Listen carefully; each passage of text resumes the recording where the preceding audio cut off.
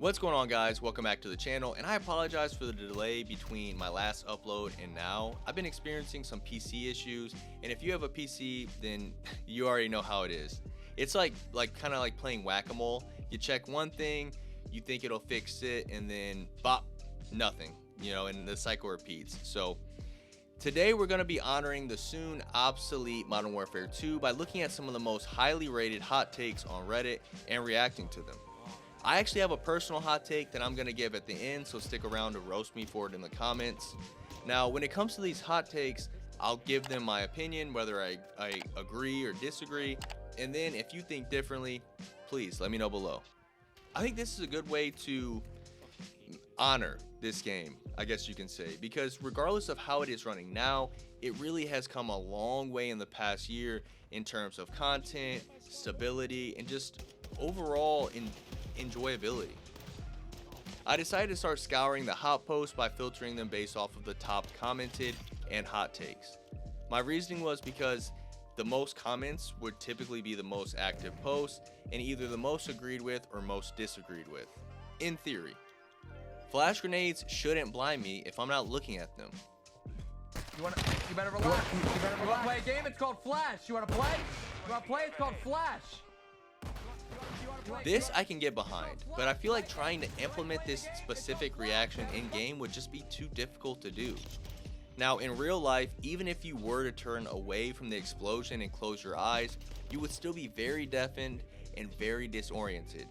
The best solution would probably be for them to just limit the effectiveness based off of range and kind of fine tune that, instead of trying to code certain reactions and limitations to how the player's body would be turned.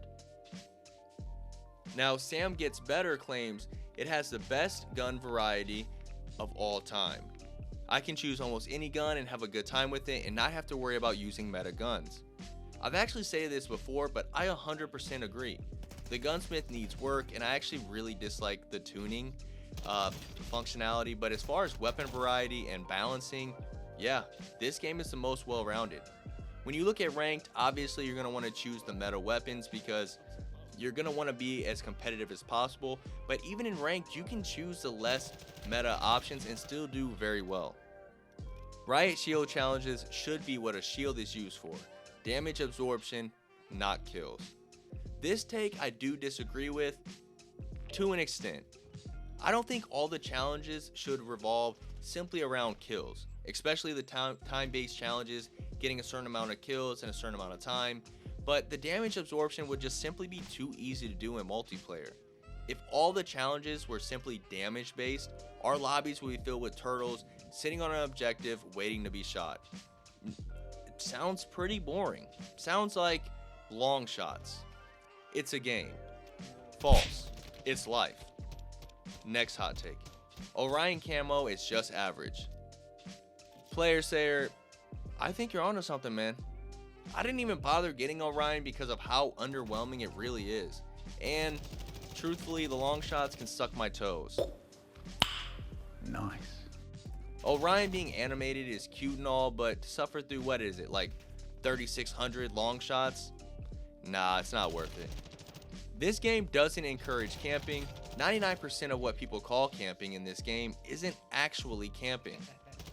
This is a bigger cap than when Kevin Gates had the audacity to say he started a car battery with the electricity in his hands. If I didn't, may God murder my children. If I didn't, may God murder my children. No, don't say that. Please. Shoot, I just put my hands over the battery and prayed, Lord, please let this woman battery start. 99% of what's called camping is not camping. The doors, windows, verticality, perk package. What are we talking about? Everyone asking for Dead Silence in this game to return as a perk is precisely the reason they're not doing it. This one actually slightly triggered me because in this post the original user talks about how Dead Silence is a crutch perk and everyone would be running it. That's not the reason they don't have it as a perk. Would a lot of people use it? Yes, 100%. It's a great perk. But the way to make it not overused is to balance it by putting it in the same slot with other highly useful perks. Ghost, High Alert. Now, I don't think it's a crutch. I think it's a great perk for those who actually like to move around. What do you think? Modern Warfare 2 isn't bad. This is an easy one to react to. I agree. I don't think it's a bad game. I think the reason many fans were let down was because we were led to expect one thing out of this Modern Warfare 2 and got something completely different.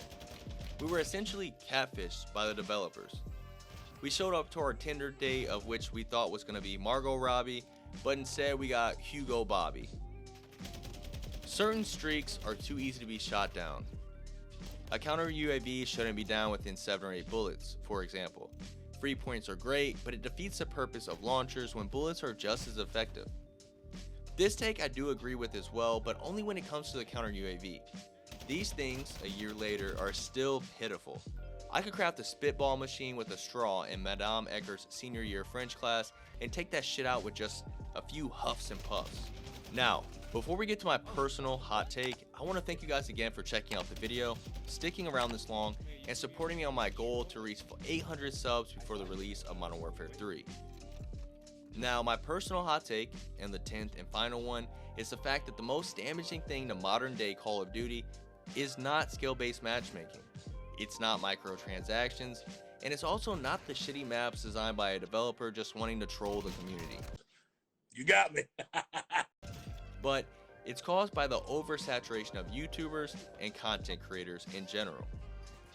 I know. I am also a Call of Duty content creator, but the reason I say this is because everyone always posts the best class setups, the best routes to run, the best tuning, etc, etc, etc. I get it. People want to excel in the game and they want to do well, and that's what makes it fun, especially with enhanced skill-based matchmaking, similar to that of a gladiator cage match. But still, I like providing tips, and I'm well above average myself. What? But for a game that's meant to be fun, it's no longer allowed to be played just for fun. Everything is promoted to be the best that you can. Some of that has to do with matchmaking, and some of that just has to do with gaming evolving over time. But creators constantly pushing videos with insane loadouts and win every gunfight just make it so everyone is out here trying to go semi-pro. Hey, disagree if you want, agree if you want, but that's my hot take. Let me know your hot takes below and what your thought on my opinions are of these popular ones here posted on Reddit. I'm Scotty for Prez. Be well, and I'll see you next time. Deuces. And pray for my PC.